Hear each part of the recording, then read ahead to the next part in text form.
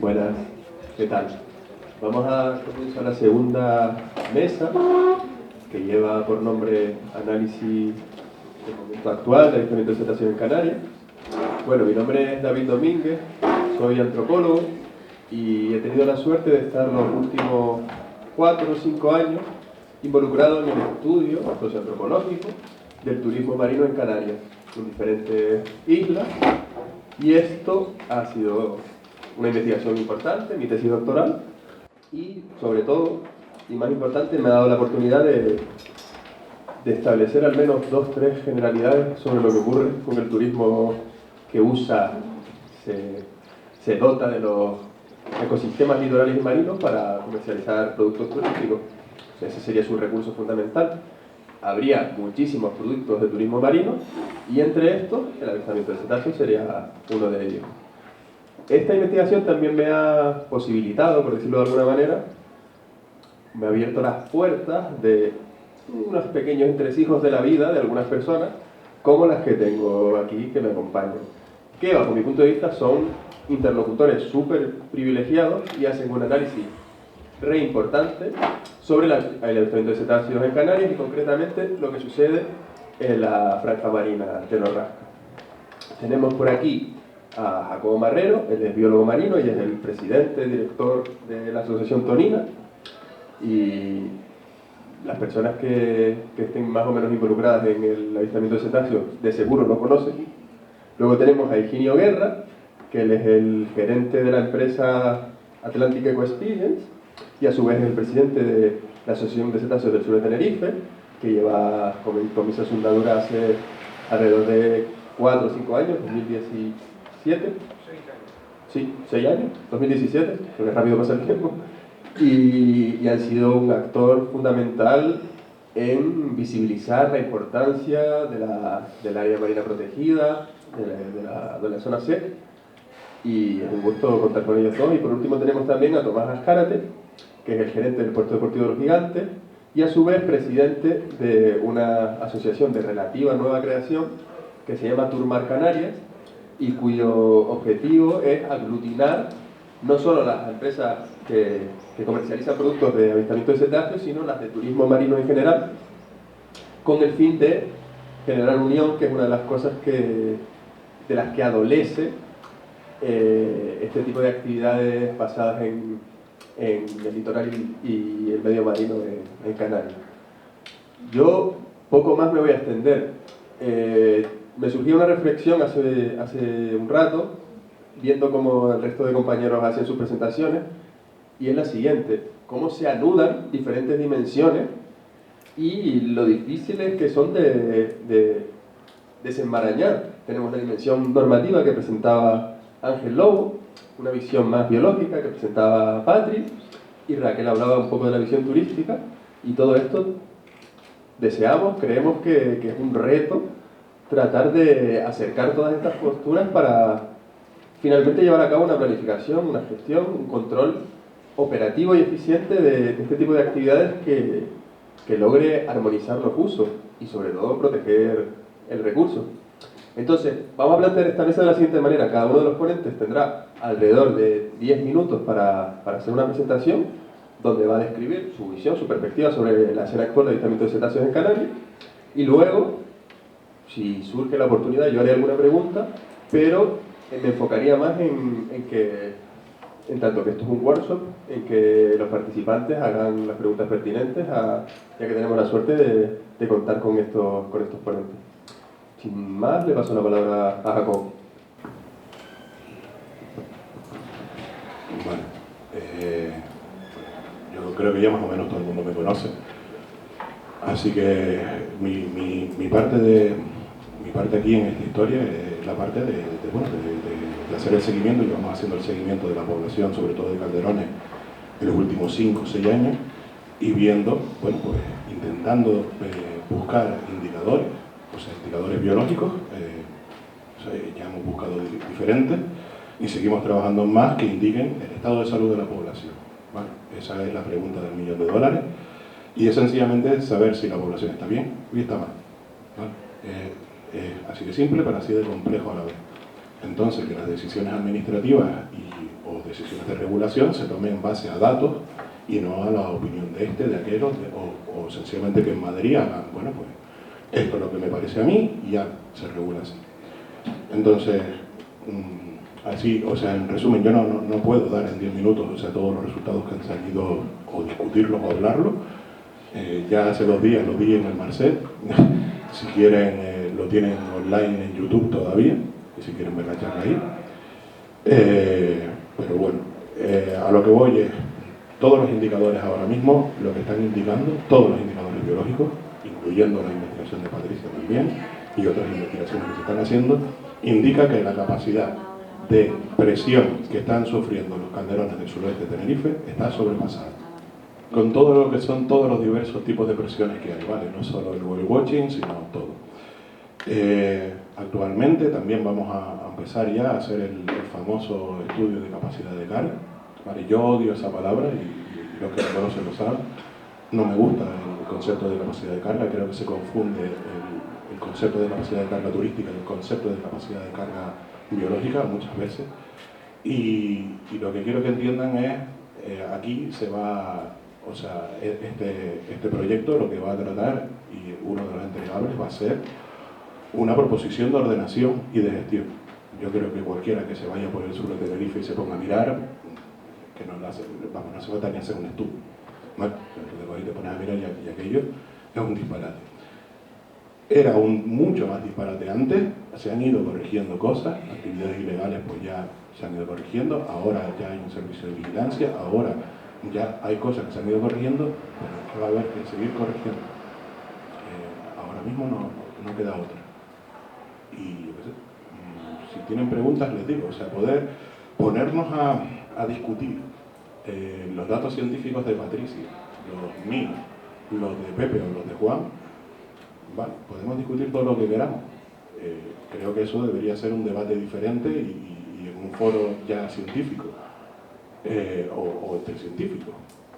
Pero es que yo creo que es que cuando todos los bioindicadores, todos, absolutamente todos, van en la misma dirección, diciendo, señores, cuidado que tenemos un problema con la conservación de esta especie o de estas especies, pues yo creo que no sé qué más quieren, ¿vale? O sea, llega un momento que la evidencia científica que hay que gestionar esto y que hay que poner una ordenación de la actividad o las actividades que se llevan a cabo en el área, creo que está clara. Bueno, le paso la palabra a Higinio Guerra. Disculpe que esta rinitis macaronésica.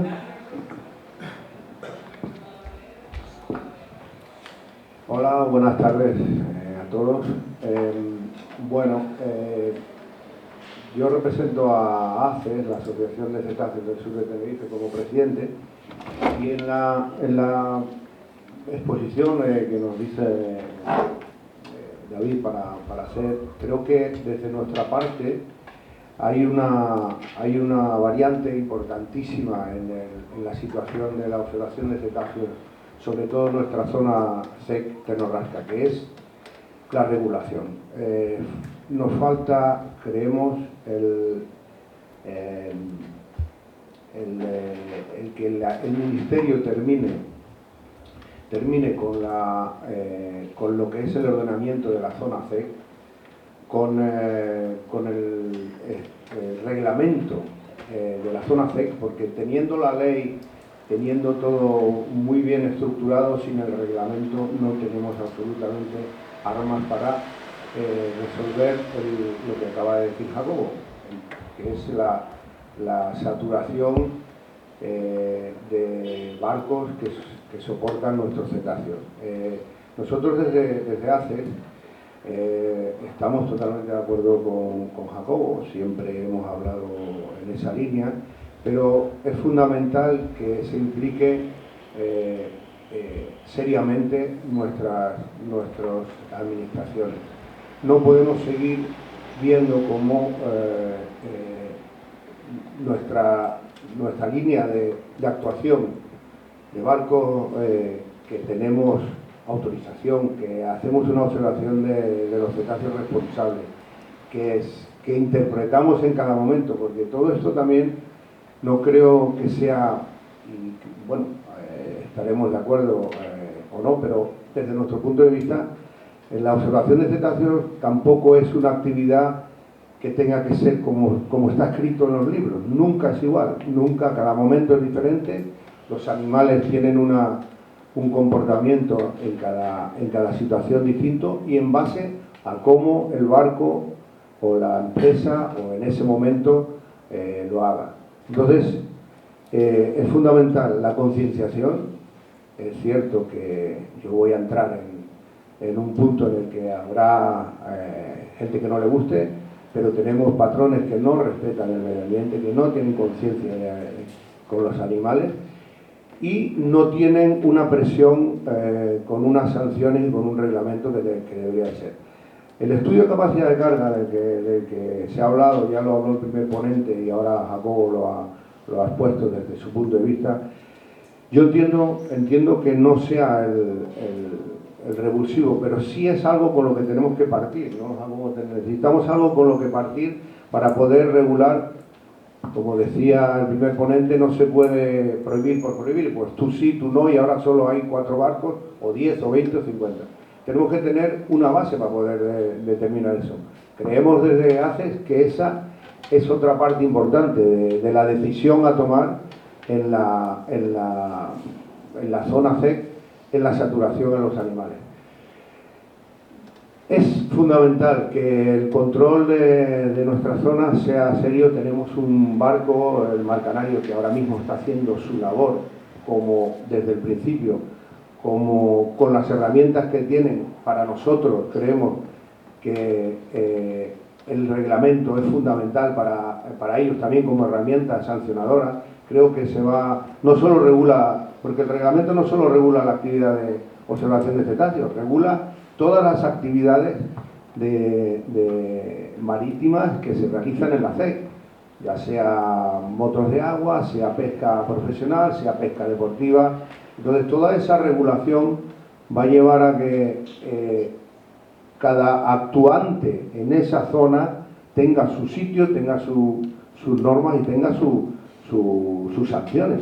Entonces creo que todo eso va a ser en beneficio de nuestros animales, hablando de la observación de cetáceos, de nuestros cetáceos, pero también creemos que va a ser fundamental en toda la CEC. Es una parte que se está retrasando mucho por parte del Ministerio. No hay tampoco comunicación con el Ministerio. Desde hace mandamos emails, tratamos de llamar, bueno, y las contestaciones son tarde o nunca, y simplemente para poder saber en qué momento estamos en todo este proceso administrativo, porque también tenemos que saberlo, los actores que estamos ahí, tenemos que saberlo para poder también adaptarnos a lo que va a venir como empresa, ¿no? Se baraja mucho el primer ponente, hablaba de que salga a concurso. Nosotros no somos partidarios de un concurso, ni muchísimo menos. Un concurso en el mar no tiene sentido. Cada embarcación es distinta, cada empresa tiene una eslora, cada barco tiene unas características, es muy complicado. Creemos que más bien la presión o la regulación viene dada por los tiempos, el número de excursiones y la cantidad sobre todo la cantidad de turistas que pueden ir en una embarcación. Pero bueno, resumiendo un poco la situación, la pregunta de la situación de la observación de cetáceos ahora mismo en Canarias para nosotros,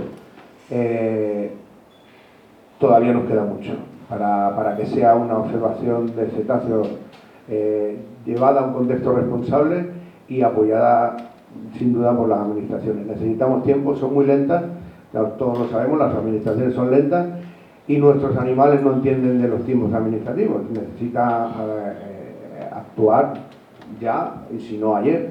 Entonces creemos que nos faltan cosas, se están haciendo, se están dando pasos, pero necesitamos un poquito más de rapidez, ¿vale? Y nada más. Gracias.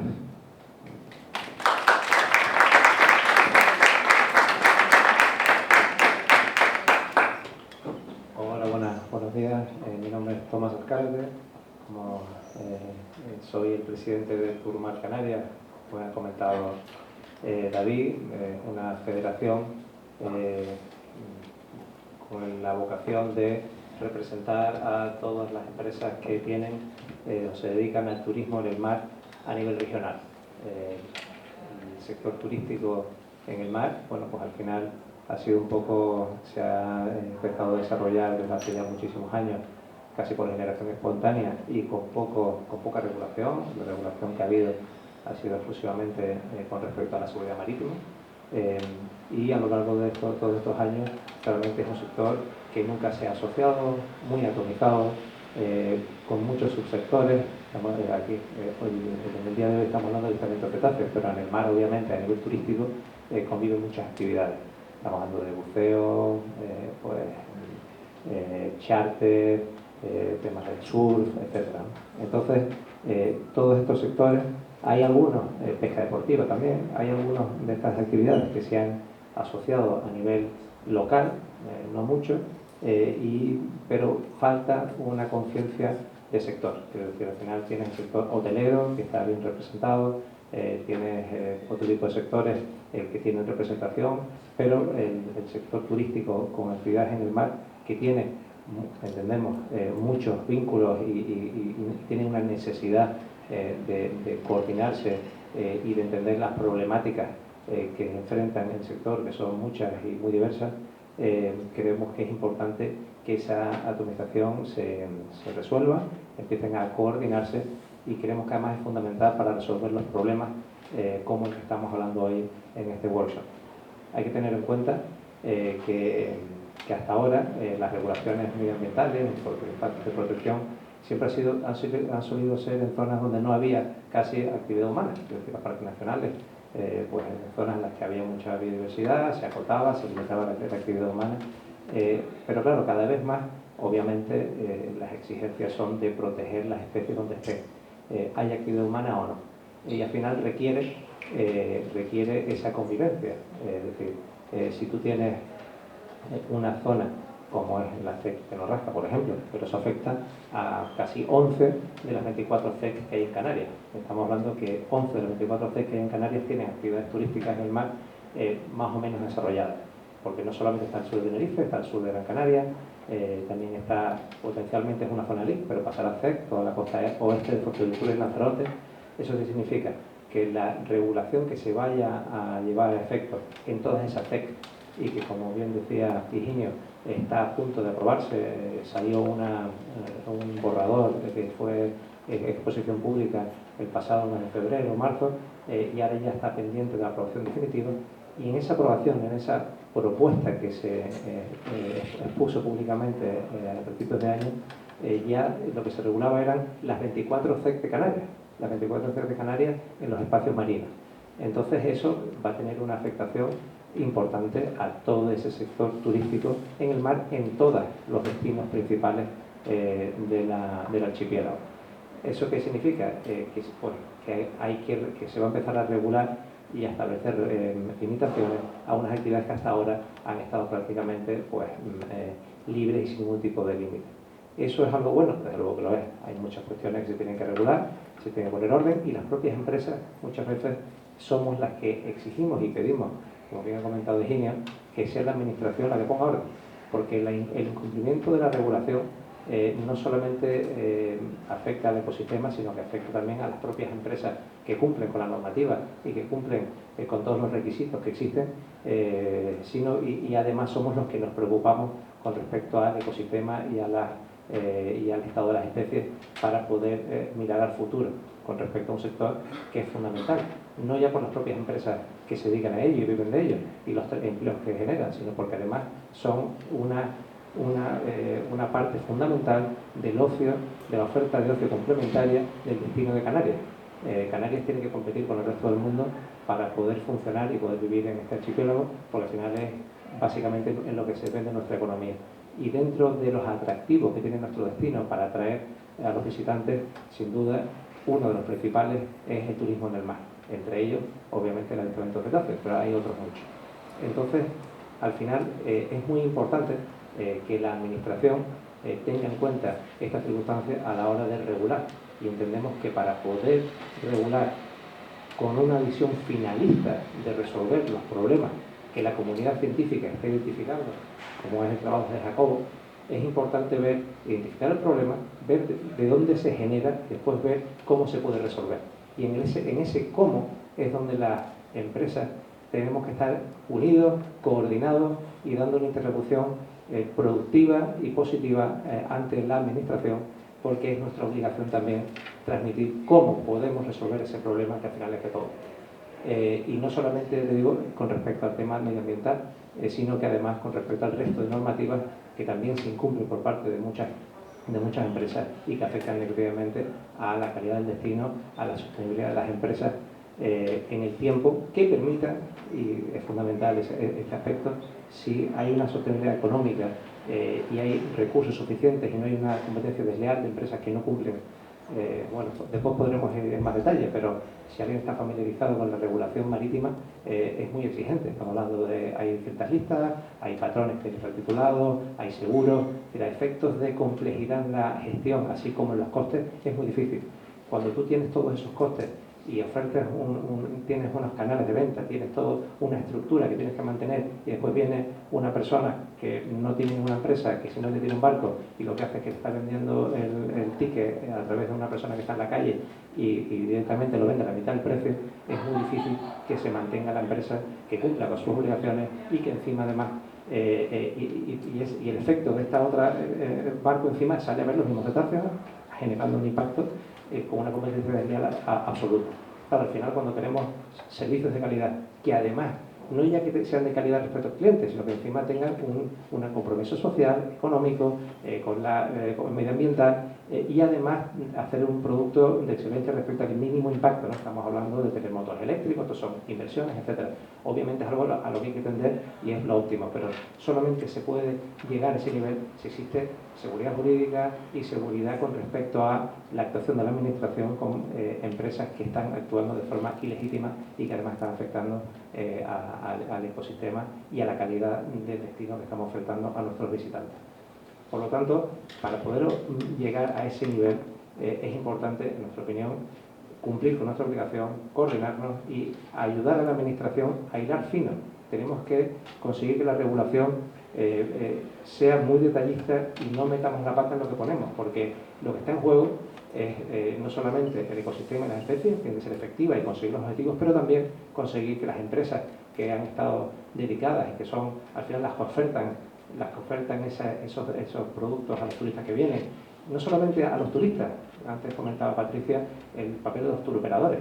O sea, para que vengan los turistas, los turoperadores tienen que traerlos. Los turoperadores al final también forman parte de la misma estructura de comercialización de tickets y de creación del producto. Y al final, si nosotros nos cargamos o una mala regulación genera una problemática con respecto a la oferta que estamos dando y el papel de los turoperadores y de ese pilar respecto de lo que ofrecemos a los turistas, no solamente podemos afectar a muchas empresas y a muchos trabajadores, sino que además podemos generar un impacto negativo muy importante en el futuro del turismo y de la economía de Canarias. Así que es importante que la Administración esté ahí, nos escuche y es importante que los empresarios demos un paso al frente, nos coordinemos y seamos interlocutores válidos y positivos para que esta regulación pues sea un éxito, sea razonable, efectiva y por supuesto cumpla los objetivos con los que tiene que aprobarse.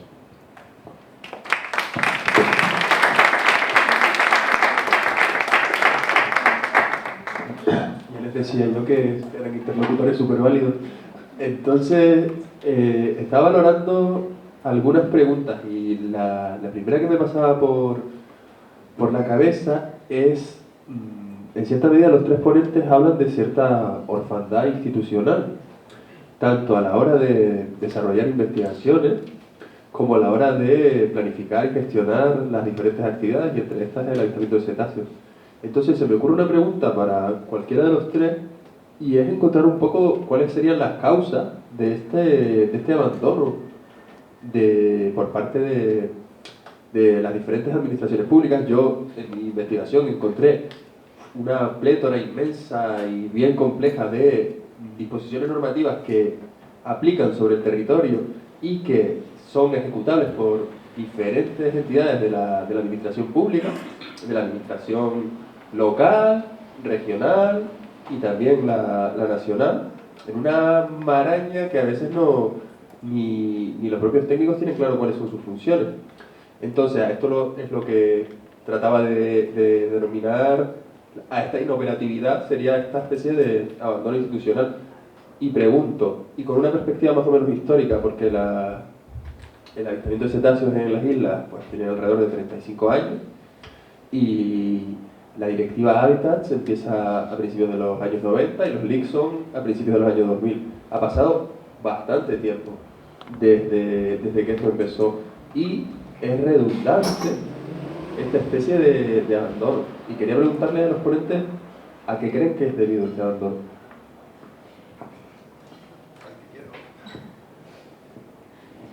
Nos metes siempre en un compromiso, o sea, tú, en fin, apaga la cámara, por favor. A ver, como dices tú, es una maraña cabildo, o sea, encima aquí en Canarias pues tenemos cabildo, tenemos ayuntamientos, tenemos gobierno de Canarias, tenemos el ministerio y luego en muchos casos pues las competencias pueden estar cruzadas. Y yo ¿qué quieres que te diga? Yo lo tengo bastante claro, se llama recortes, ¿vale? O sea, el mayor problema que ha tenido ahora mismo las administraciones públicas es que han sufrido una serie de recortes que son brutales, con lo cual están también sobrepasados, más luego todo el tema jurídico y demás. Esa yo creo que es la razón fundamental de que todavía pues estemos como estemos y las cosas vayan como vayan. Aparte de que luego las administraciones, la burocracia de este país no solo les afecta, o nos afecta a todos, pero a la administración más todavía. Esas por lo menos son mis razones. Sí, yo en ese aspecto estoy totalmente de acuerdo. Creo que entramos en los aspectos burocráticos de la administración y sobre todo cuando hablamos de un ministerio voy a contar un poco lo que nos pasó a nosotros en ACES, ¿no? Cuando hubo el cambio de gobierno con la moción de censura, no sé ya ni qué año era, entró el actual gobierno, pues hubo un cambio de ministerios, en todos los ministerios cuando hay un cambio de gobierno pues se cambian departamentos y tal. Eso nosotros no lo sabíamos hasta que 2 años después de mandar emails, intentar comunicarnos con los teléfonos que teníamos del Ministerio para la Transición Ecológica y Reto Demográfico. 2 años después nos contestaron que la razón porque preguntábamos sobre todo por qué las sanciones que se estaban llevando a cabo por parte de los agentes del Mar Canario, por ejemplo, de la vigilancia de la zona C, ¿por qué no llegaban las sanciones desde el Ministerio? Porque aquí se levantaban propuestas de sanción que ellos mandan al Ministerio y el Ministerio es el que manda y redacta la sanción, pero no llegaban. Y nosotros decíamos, si hemos conseguido lo más complicado, que era tener un control sobre la zona, un presupuesto para un barco, un control, ¿por qué luego lo más fácil que es que el Ministerio haga así y mande las multas, no llegan? Pues la contestación 2 años después fue que es que, claro, después del cambio de gobierno, los departamentos no se habían establecido todavía y entonces los jefes de cada departamento todavía no se habían designado, entonces nadie firmaba eso. Pero claro, hablamos de por qué. Pues simplemente con esto, que solo era mandar las sanciones de todo el trabajo que supone llegar a conseguir eso, pues 2 años después te dicen que es que no había nadie que firmara eso porque todavía no estaban los departamentos. Entonces son cosas que la burocracia administrativa yo creo que nos seguirá sorprendiendo, pero lo que tú has dicho, tenemos una regulación de la Ley de Observación de Cetáceos de Canarias, tiene eso, 30 y tantos años, y yo estuve hace unos días leyendo informes de los primeros investigadores, de los primeros que trabajaban del Cabildo, gestores de hace 30 y tantos años, y hablan de lo mismo de lo que estamos hablando ahora, de lo mismo. Entonces, pues 30 y tantos años después, si hablamos de lo mismo, creo que las cosas no se han hecho como deberían. y burocráticamente pues es un desastre.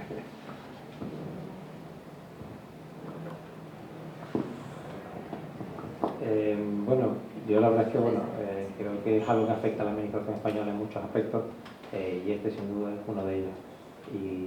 Y es problemático porque si el objetivo es que se regule, y que se regular, ¿qué significa? Bueno, regular es que las cosas se limitan, se prohíben, que tiene que haber alguien que vigile y que sancione para que esa prohibición sea efectiva. Si no, al final la gente va a seguir manteniendo lo que hacen hasta ahora, que es no cumplir con nada de lo que ya existe y que ya está regulado. Y el problema que tenemos ahora mismo muchas veces es porque no se cumple lo que ya existe.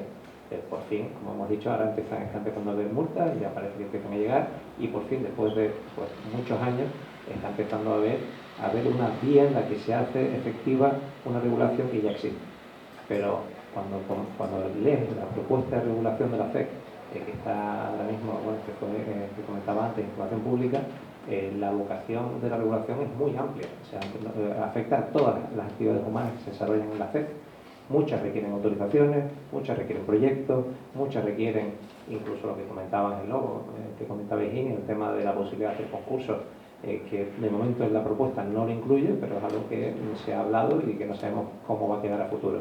Obviamente, todo eso que a nivel teórico pues puede parecer razonable, al margen de las consideraciones que viene ahora, ¿cómo vamos a hacer que eso sea compatible con un desarrollo económico que esté a la altura, que sea competitivo, que ofrezca buenas actividades, cuando la administración que tiene que implementar no funciona?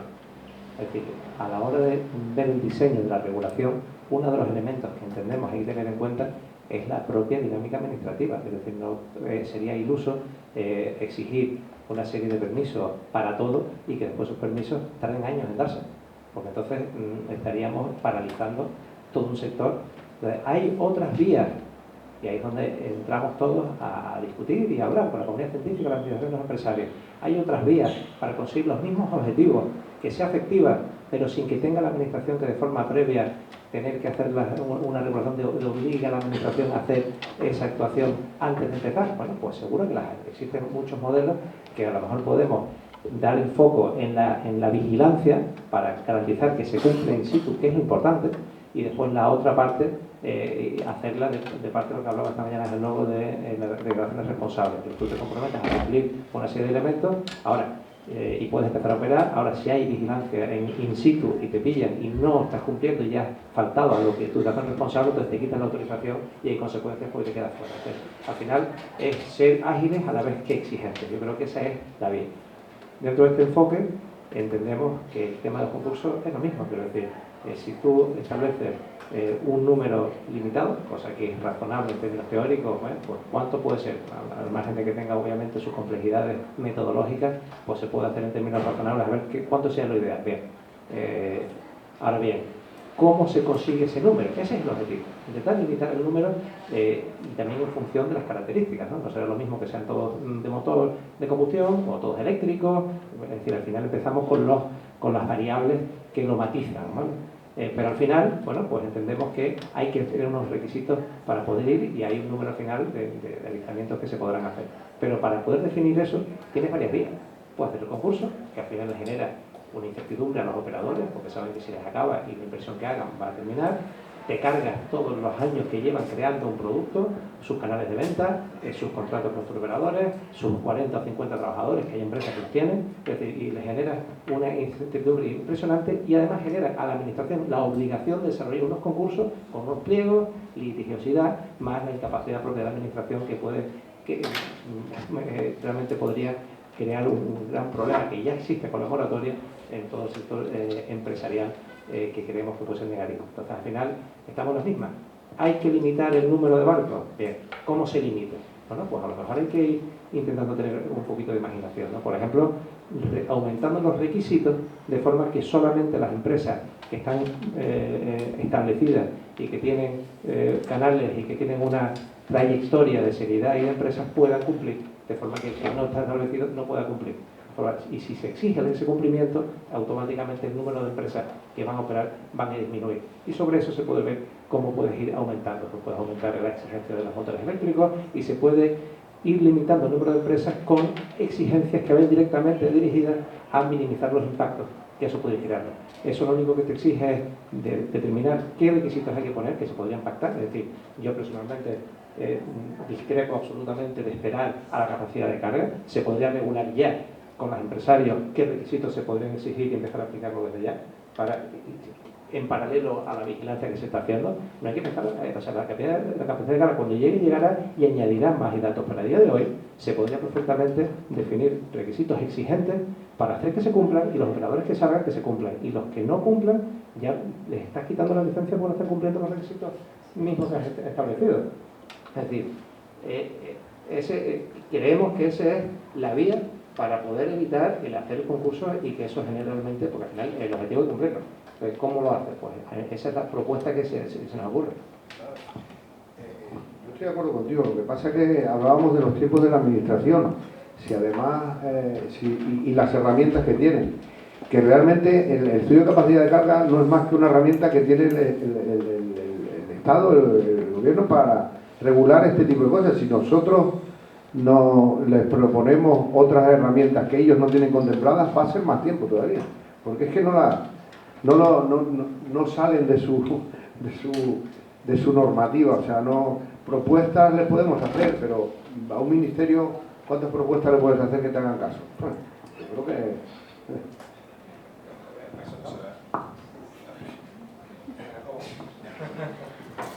los dos empresarios, por Dios, a veces. A ver, ojalá, se lo digo de corazón, ojalá el sector de avistamiento de cetáceos del suroeste de Tenerife estuviera unido. Y lo digo claramente. Pero es que ustedes no están unidos. O sea, la mitad están peleados con la otra mitad y la otra mitad están peleados con la otra mitad. Si yo hablo con uno, resulta que soy el enemigo del otro y yo todavía intento ser neutral. Bueno, y entonces ojalá el propio sector se autorregulara, si es que sería ideal, y entonces nos dejábamos de perder el tiempo todo. Bueno, no, ahora déjenme cobrar, ¿vale? O sea, queremos este estudio de capacidad de carga, queremos terminar ese proyecto ahora que lo hemos ganado. Entonces, por favor, pero a lo que voy es, ojalá el propio sector, y el tema es que nos olvidamos de todo lo demás. Sí, yo estoy de acuerdo con ustedes nos tenemos que sentar a hablar todos los actores. Creo que, bueno, llevo 5 o 6 años demostrando que lo que hacemos es sentarnos a hablar con todos los actores, escucharlos a todos y ver entre todos cómo podemos hacer esto de una forma racional, ordenada y sin intentando perjudicar. Yo, a ver, sí, a mí me importan los animales, sí, mi trabajo es tomar los datos de los animales, pero es que llevo tantos años ya con ustedes que al final, pues, los conozco a la familia y yo no quiero que ustedes lo pasen mal. Vamos a ver. Entonces, al final se trata de sentarnos todos y ver cómo hacemos esta regulación. Pero desde luego hay que hacer una regulación. Ojalá el propio sector dijera, mira, paso de la administración, vamos a juntarnos todos y entre todos, venga, nos vamos a autorregular. De verdad, ojalá. Pero no dejan hacer eso, no nos dejan aquí. Termino un minuto nada más porque no me explique bien a lo mejor. Pero no me refiero a autorregularlo.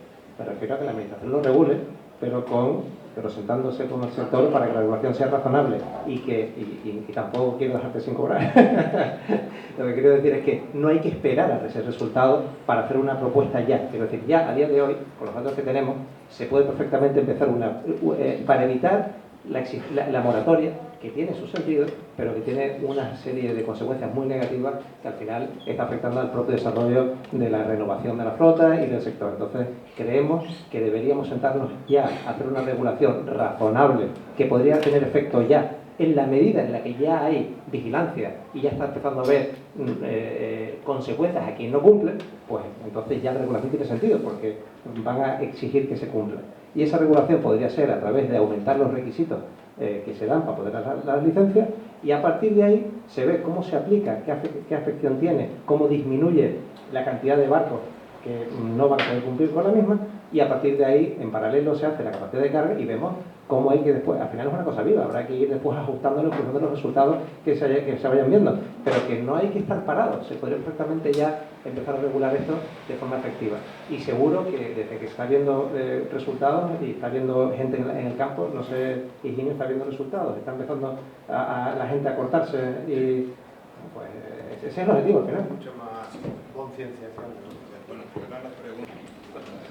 Mi pregunta sobre todo es, ¿existe algún precedente de algún otro emplazamiento que tenga una problemática similar y cómo lo han resuelto?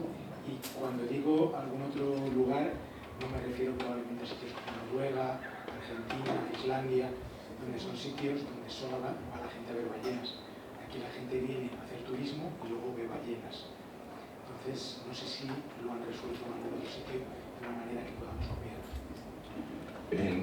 Mira, la verdad que en eso vamos a la cabeza del problema y a la cabeza de las investigaciones y a la cabeza de todo. O sea, hay otros lugares del mundo que además en el sector del whale watching está empezando a desarrollarse potencialmente y lo gracioso es que estamos marcando nosotros tendencias. O sea, estamos mirando los mismos bioindicadores del estado de salud de los animales y viendo un poco cómo regulamos esto.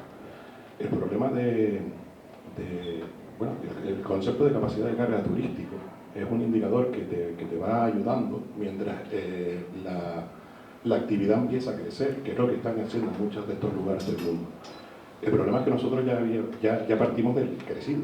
Entonces ahora nosotros estamos viendo cómo hacemos para palabra prohibida de crecer, ¿vale? Entonces ahí es donde estamos aprendiendo, ¿vale? Esto desde la parte científica, ¿vale? O sea, yo cuando me he sentado con otros investigadores y están teniendo problemas o tienen un whale watching similar al nuestro, como dices tú, esto es un destino turístico, yo ya lo estoy diciendo, o sea, bueno, Tenerife, vamos a la cabeza del jaleo, pero Fuerteventura nos viene a la saga. O sea, en breve hay que ir a Fuerteventura y empezar a arreglar ahí, porque estamos teniendo el mismo problema, es el mismo crecimiento y el mismo follón. Hay zonas donde pues, la propia demanda es lo que lo está controlando. Una puntualización a la cosa de la moratoria. Yo desde el principio me opuse a la moratoria, me opuse por una razón. La razón, el propio sector estaba empezando a cambiar.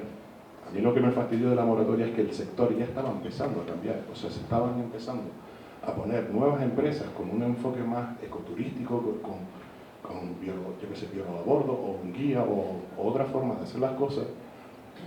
Y lo que nos hizo esto fue, nos dejó paradas a esas empresas por fuera, y de repente nos dejó a las empresas que ya lo estaban haciendo mal, nos las dejó dentro.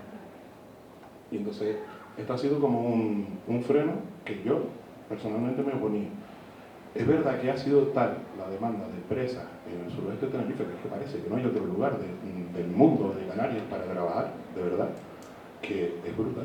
O sea, la cantidad de nuevas licencias que se han ido pidiendo es brutal. O sea, ustedes ignoran, si realmente dejáramos esto abierto, ¿vale? Y se instalaran todas las empresas, y bueno, ya nos ponen Fonsalida para terminar de rematar, yo lo que creo es que van a tener problemas de choques con barcos ahí fuera, ¿vale? O sea, eso va a ser el problema fundamental, de que se van a chocar unos con otros, porque es que es brutal la cantidad de intentos de que una nueva empresa se instalara en la zona. Había una preguntita por aquí. Vale. Bueno, yo era un poco para que desarrollaras el tema de capacidad de carga, porque, no sé, quería saber un poco a nivel referencial qué tipo de indicadores o qué tipo de umbrales se están estableciendo, si me puedes adelantar un poquito de lo que se está haciendo, más que nada para tener como una referencia de cómo se está haciendo, porque somos esos pioneros, cómo se está haciendo y cómo se va a llevar a cabo. Vamos. Vale, a ver, podemos copiar otros sistemas rápidamente y hacer espada de Damocles y decir, vamos a hacerlo como Madeira. Madeira lo que hicieron fue coger y decir, bueno, ¿cuántos grupos de animales?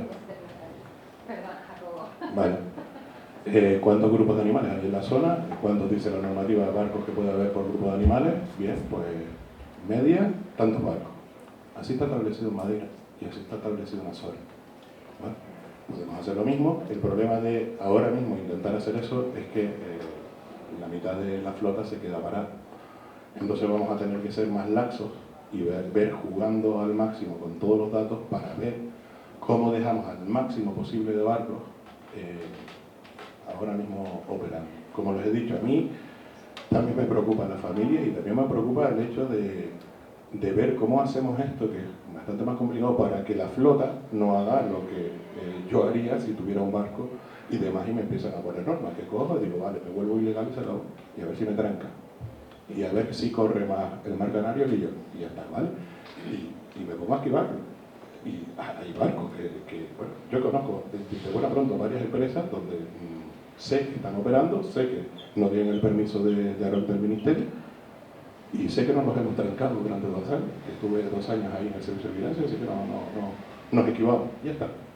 Que si quiero pillarlo, lo pillo, sí, pero bueno, tampoco quiero ir contra él, tampoco lo hace más. Entonces no se trata de eso, y se va a tratar de eso, de intentar dejar el máximo posible de barcos operando y ver cómo lo hacemos.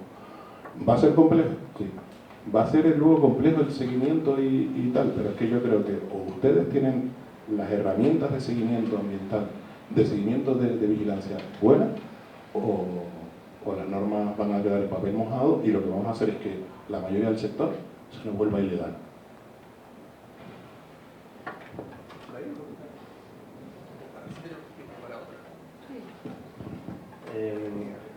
Como comenta Jacobo, el problema final es que si no evitamos que haya ilegales, no hacemos nada. Quiero decir, si hay regulaciones y lo que conseguimos es que al final los ilegales sigan operando, el objeto y la base de la norma es inútil. Y el problema es que, en nuestra opinión, en mi opinión, la gran base de lo que hemos generado y lo que hay actualmente es precisamente por los ilegales. Es decir, cuando hablamos de ilegales, insisto, no es ya que no tengan la licencia o la tengan. Al final, hasta ahora, como la regulación era bastante laxa, el tenerla no depende de haberlo hecho antes de la moratoria o después. Es decir, ese era básicamente el criterio. Pero cuando hablamos de ilegales son de los que no cumplen con los requisitos que la normativa establece en el acercamiento, hay toda una metodología, unas instancias, etcétera. Hay gente que eso pues, no lo cumple. Y por otro lado, es ilegal porque muchas veces, como comentaba al principio de mi exposición, no cumplen con la normativa básica de seguridad marítima. Es decir, estamos hablando de que hay muchos barcos que no tienen el patrón titulado, que no tienen un lista sexta, que no tienen seguro, que no tienen pasado el botiquín. Es decir, hay un montón de requisitos que están vigilados por comisiones marítimas que al final están allí, tienen una lista séptima, pero se dedican a hacer, que se supone que es de uso particular, los que no están familiarizados, y después hay una lista sexta que son los que son barcos para fines comerciales. Bien, pues nosotros tenemos un montón de competencia desleal con gente que saca a los turistas y no cumple con nada de eso. Eso al final es una tragedia, y el sector lo que quiere precisamente es que ese ilegal lo que es que no haga eso, que no haga esa actividad. ¿Por qué? Porque está afectando, añadiendo un barco más a la presión que ya existe, pero además lo está haciendo de forma desleal con unos precios que tumban cualquier intención de los otros barcos de dar un buen servicio y además de poder cumplir con todos los requerimientos que tiene el acercamiento, así como los que puedan venir en el futuro conforme la cosa empiece a ir al fin. Entonces, al final, lo importante es que la administración se coordine y que de alguna forma también ahorre recursos. Por ejemplo, lo ideal sería que el Mar Canario o lo que están ahora mismo vigilando, o cuando se diera el permiso a futuro, no solamente incluyera los propios requisitos medioambientales o de minimización de los impactos que entienda la administración que son convenientes con la comunidad científica, sino que además se garantice que esa empresa está de alta, cumple con la normativa náutica, etcétera, etcétera, etcétera. De forma que un solo organismo dependiente de la CEC garantice que los que están ahí son empresas que son serias, que tienen empleados que pagan la seguridad social, que además están de alta en el Seguridad Social del Mar, que es un régimen especial, y que cumple con el resto y además cumple con la parte medioambiental. De esa forma, si eso además se cumple de forma efectiva, que es otro problema, porque muchos ilegales directamente reciben la multa y no la pagan. Y entre que la administración le llega la multa y a lo mejor les llega la sanción, la empresa ya no existe, está en liquidación, el barco está vendido. Quiero decir, al final, ¿cómo hace que los ilegales no salgan? Pues hay que dar las herramientas jurídicas, la administración tiene que dotar de las herramientas jurídicas a los vigilantes para que esas sanciones sean efectivas y además incluso sean inmediatas, es decir, con medidas cautelares que obliguen a hacer cumplir la normativa y que al final realmente entendamos el nivel de donde tener el problema medioambiental. O sea, una vez que liquidas todas esas empresas, ¿cuántos barcos legales quedan que realmente operan de forma ordenada a nivel económico? Pues al final, y a partir de ahí ya puedes hilar fino y ver cómo lo controlas para que sea equivalente, para que esté alineado con una buena evolución de los indicadores biológicos en el largo plazo.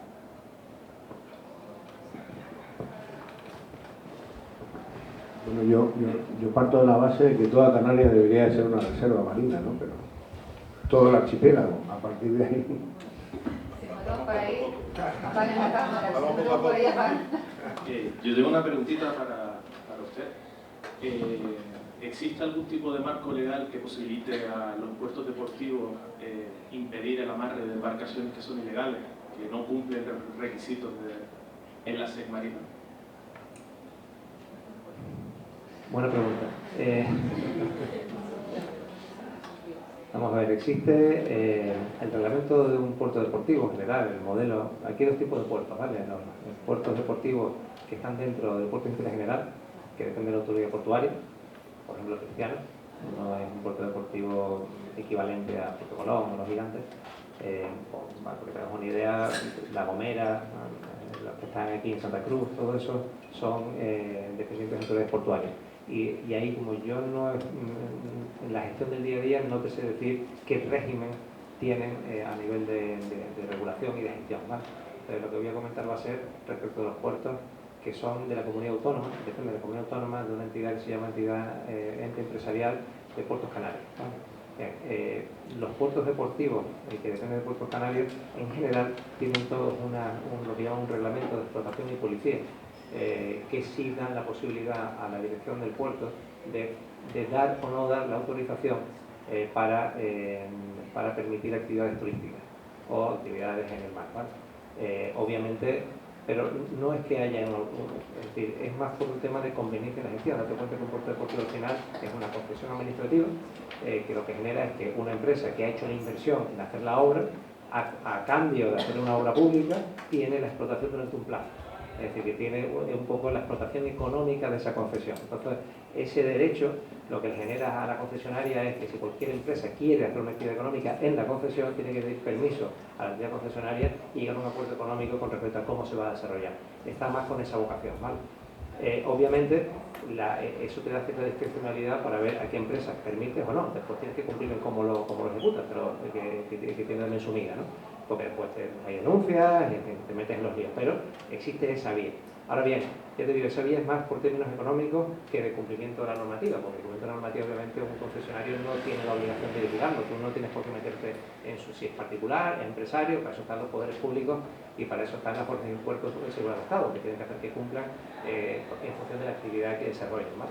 Ahora bien, yo personalmente, en el puerto de Los Gigantes, sí trato y tengo controlado y aseguro que los que son gente seria y que hacen las cosas bien.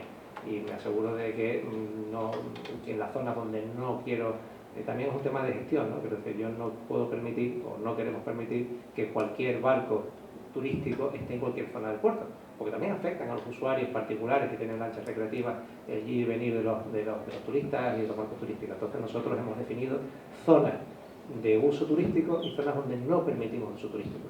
Eso ayuda, primero porque garantizamos que los usuarios pues, están contentos y no mezclamos actividades, que siempre hay afectaciones, y segundo también al final estamos limitando la capacidad de carga, porque al final el número de barcos está limitado. Y Los Gigantes, obviamente hay un problema en la SEC, pero yo creo que a los que lo conocen, creo que no podemos hablar, por lo menos ya, como ya me toca a mí de cerca, de un problema de actividades ilegales ni de actividades excesivas en la zona de Los Gigantes.